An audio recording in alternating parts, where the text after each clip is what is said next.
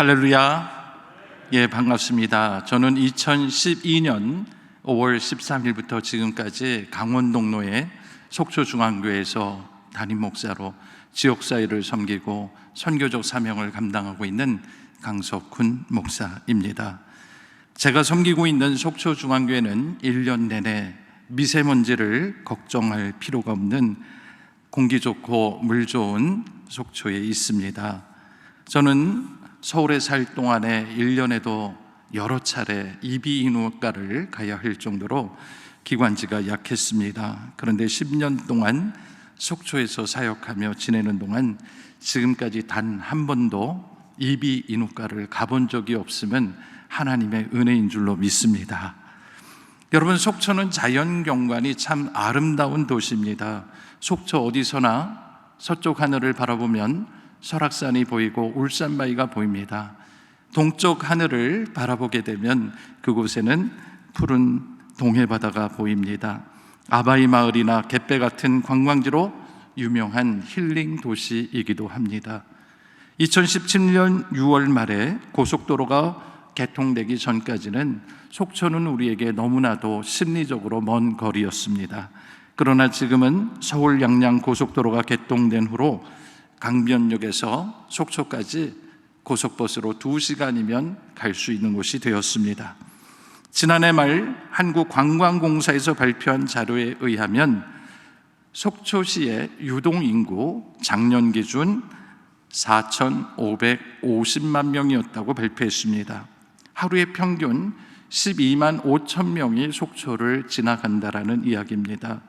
인구 1,000만 명이 살고 있는 서울 사람들이 듣기에는 그다지 놀랄만한 숫자가 아니겠지만 속초의 인구가 8만 2천 명밖에 되지 않는다는 사실을 생각하면 엄청난 사람들이 속초로 몰려오고 있다라는 뜻입니다. 문제는 이렇게 많은 사람들이 속초를 사랑하고 속초를 방문하지만 정말로 그곳 속초에 사는 사람들의 아픔을 이해하고 이들이 어떤 역사를 경험했는지를 아는 사람은 많지가 않습니다. 속초는 바로 우리나라 분단의 역사의 가장 큰 증거가 되는 도시입니다. 왜냐하면 속초는 38선 이북에 있는 도시이기 때문에 1945년 8월 15일 해방 이후로 1950년 6.25 전쟁이 일어나기 전까지는 북한 땅이었기 때문입니다. 6.25 전쟁 중에 수복된 지역으로 휴전을 한 해 앞둔 1952년 11월 9일 피난 내려오신 16명의 장로교인이 함께 모여 기도하며 세운 교회가 바로 속초중앙교회요, 영북지역 최초의 장로교회가 됩니다. 올해로 우리 속초중앙교회가 창립 70주년을 맞이했습니다. 속초중앙교회의 사명은 영북지역은 물론이고 장차 통일시대가 이르게 되면 북방선교의 전초기지가 되어 땅끝까지 복음을 전하는 선교적 사명을 감당하는 것이 우리 교회의 꿈입니다. 사랑하는 장신 공동체 여러분, 오늘 우리가 함께 받은 말씀을 이 시간 나누며 우리 모두에게 주신 이 선교적 사명에 대하여 우리가 깊이 생각하는 은혜의 시간이 되기를 소망합니다. 먼저 첫 번째 말씀입니다. 우리 주님께서 친히 가시기를 원하시는 그곳으로 우리들을 보내신다 말씀하십니다. 여러분, 오늘 누가복음 10장 1절은 말씀했습니다. 그 후에 주께서 따로 70인을 세우사 친히 가시려는 각 동네와 각 지역으로 둘씩 앞서 보내시니 라고 했습니다. 여러분, 이 본문을 보면 예수님께서는 12명의 제자만 양육하신 것이 아니라 그 외에도 많은 사람들이 예수님을 따랐던 것을 보게 됩니다. 그런데 예수님께서는 그들을 곁에만 두려 하지 아니하셨습니다. 이들을 각 동네와 각 지역으로 보내셨습니다. 예수님께서 70인을 둘씩 보내신 이유에 대해서 오늘 우리가 함께 생각해 보려 합니다. 우리는 이 본문에서 두 가지 분명하고 확실한 이유를 발견하게 됩니다. 하나는 보내심을 받은 그들이 모두 주님께서 가시기를 원하는 곳에 먼저 보냄을 받았다라는 사실입니다. 그러므로 그 길은 내가 원해서 가는 길이 아니라 반드시 주님께서 가실 곳이기 때문에 우리를 먼저 그곳에 보내신다 말씀하시는 겁니다. 저는 어렸을 때에 1살 아래인 동생과 함께 실수로 바카스병에 담겨져 있는 농약을 마시고 죽음 직전까지 갔던 그런 과거가 있습니다. 그때 병원 응급실에서 죽어가던 두 아들을 붙들고 살려달라고 하나님께 부르짖고 기도하신 저희 어머니의 기도가 있었고, 그 기도로 말미암아 우리 형제는 기적적으로 살아났습니다. 그 후에 저희 어머니께서는 늘 말씀하시기를, 그때 내가 너희 둘 중에 하나만이라도 살려주시면 하나님께 드리겠다고 내가 소원 기도했다라고 말씀하시면서 은연중에 신학교로 가도록 저를 강권하셨습니다. 하지만 저는 그때에 정말 신학교에 가고 싶지 않았습니다. 저의 동의를 받지 않은 어머니의 소원 기도는 무효라고 말씀드리고, 하나님께서 저를 직접 부르시기까지, 그 콜링이 있기 전까지는 저는 저의 길을 가겠습니다, 그렇게 선언했습니다. 그래서 대학을 졸업하고 대기업체에 입사하고 어엿한 사회인이 되었습니다. 저는 그때 우리 성도들의 삶이 얼마나 힘들고 어렵고, 그리고 이 신앙생활을 위해서 얼마나 큰 결단을 해야 하는지를 온몸으로 깨닫게 됐습니다.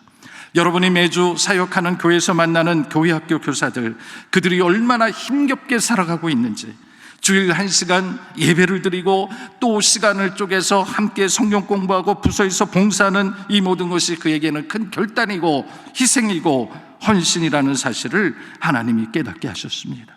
그래서 우리나라 경제가 가장 최악이었던 IMF 기간을 포함하여 7년 동안 하나님께서는 직장 생활을 통하여 광야 체험을 하게 하셨습니다.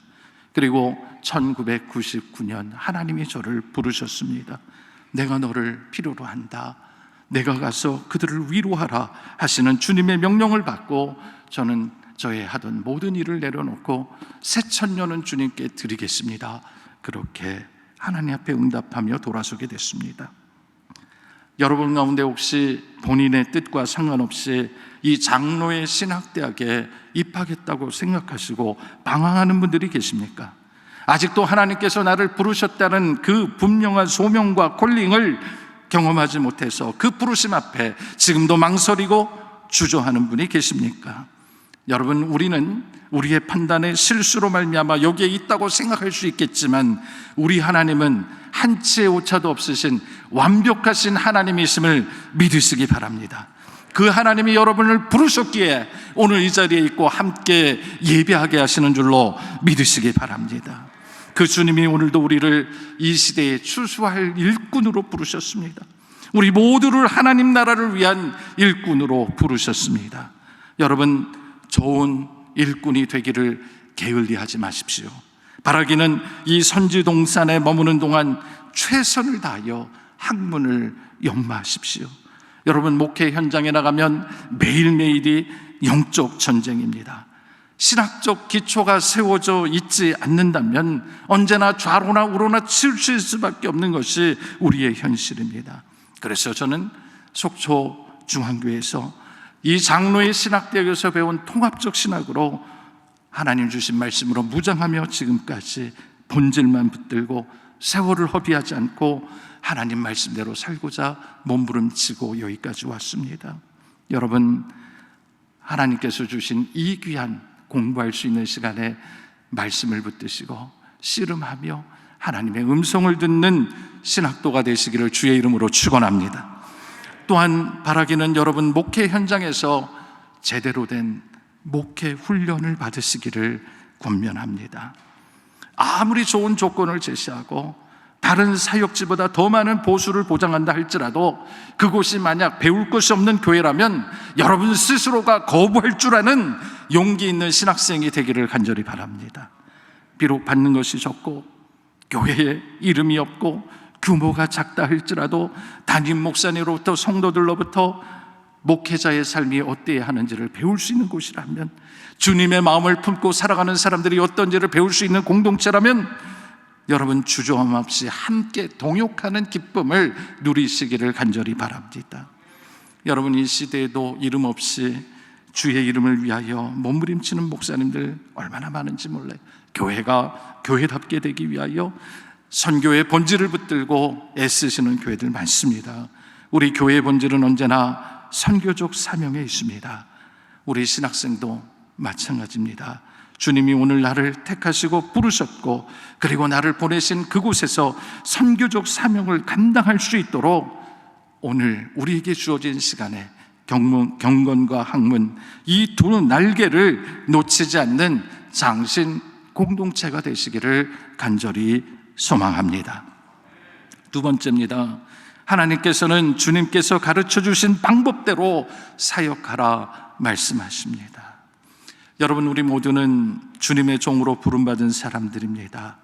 우리의 주님이신 예수 그리스도께서 우리에게 명령하신 말씀, 우리는 철저히 순종해야 하고 그 길을 따라가야 할 책임이 있는 사람들입니다. 문제는 우리가 아는 대로 행하지 않고 믿는 대로 행하지 않기 때문에 우리 인생에 문제가 생기는 겁니다. 그러나 우리가 우리의 마음을 돌이켜 철저하게 주님 말씀 앞에 무릎을 꿇고 순종하고자 하면 주께서 우리의 길을 형통하게 하실 줄로 믿으시기 바랍니다. 주님이 원하시는 길을 우리가 걸어갈 때, 주님의 손과 발이 될 때 주님이 우리를 들어 쓰시기 때문입니다. 특별히 저는 오늘 본문에서 주님께서 이 70인을 따로 세우시고 보낼 때에 둘씩 보내셨다라는 말씀에 주목하게 됐습니다. 그러면서 이들에게 가는 곳마다 아무것도 가져가지 말고, 전대나 배낭이나 신발을 가지고 가지 말며 길에서 만나는 사람들과도 무난하지 말라고 명령하셨습니다. 저는 이 말씀을 오늘 우리의 시대의 언어로 이렇게 해석하고 있습니다. 내가 그동안 의지했던 것, 내가 붙잡고 싶었던 물질과 인간관계, 그 모든 유혹으로부터 자유하게 하시는 주님의 사랑이라고 믿습니다. 여러분, 우리가 목회할 때, 특별히 그 부르심을 받았을 때 세상 물질의 유혹이나 사사로운 야망으로부터 자유하시기를 간절히 바랍니다. 하나님 앞에 언제나 정직한 영으로 사역해야 합니다. 우리가 만약 그것을 새겨듣지 않으면 우리도 언젠가 세습의 유혹에 빠지게 되고 사람과 돈을 의지하게 되고 타락한 목회자가 될 수밖에 없는 겁니다. 주님 말씀대로 사역하는 장신 공동체 되기를 간절히 바랍니다. 또한 예수님께서 제자들을 둘씩 보내신 이유를 깊이 묵상하는 가운데 저는 이것이 장로교의 전통이라는 사실을 깨닫게 됐습니다.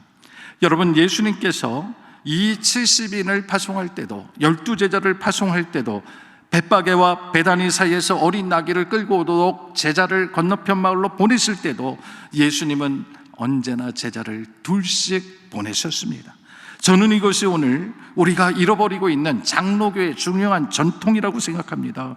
하나님께서는 이 장로교회를 세우시며 목회자와 장로 함께 당회원이 되어 그 길을 가게 하셨습니다. 여러분, 주께서 사명을 맡길 때에 혼자서 보내시면 얼마나 일이 쉽고 편하겠습니까? 인간적으로 생각하면 둘이 가는 것보다 혼자 하는 것이 결정하기도 쉽고 모든 것이 편리합니다.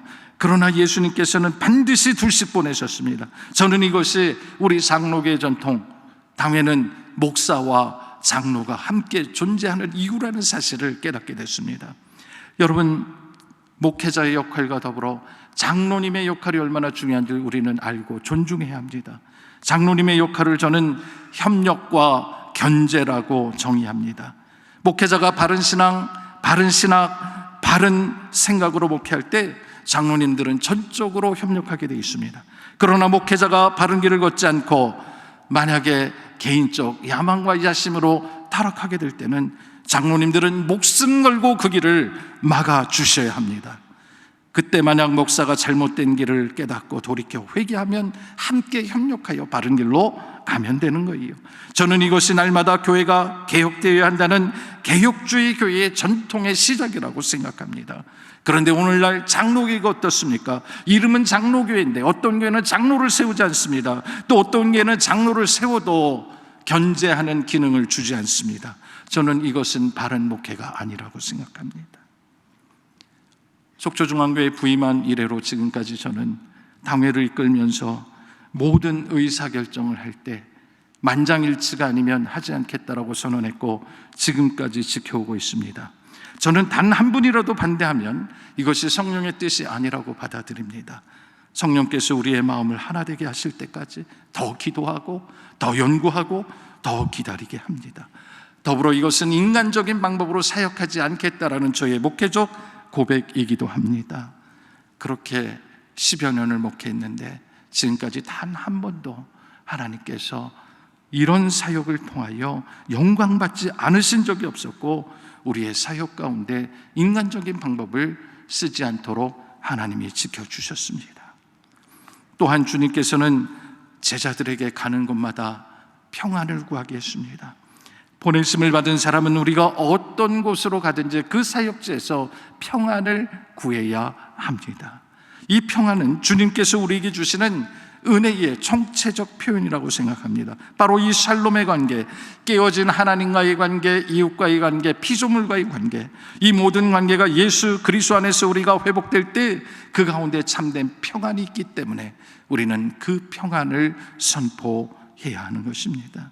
어디를 가든 우리 장신 공동체는 깨어진 공동체를 회복시키시고 주님 나라를 위하여 함께 협력하는 공동체가 될 수 있도록 귀하게 쓰임받는 평화의 사자가 되시기를 간절히 바랍니다. 이제 말씀을 마무리합니다. 목회자의 길은 주님 부르심에 대한 응답이요 동시에 순종임을 기억하시기 바랍니다. 세상의 직업과는 비교할 수 없는 영생을 다루는 길을 주님께서 우리에게 허락하셨습니다.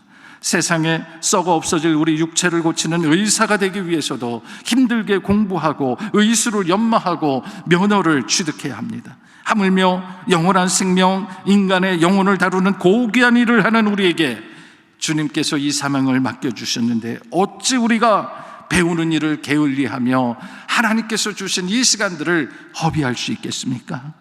주님께서 오늘 우리를 부르시고 또한 보내심이 확실하고 분명하다고 믿으신다면 이제는 세상의 논리, 세상의 가치관으로 살지 마시고 겸손하게 주님 가르쳐 주신 방법대로 순종하십시오.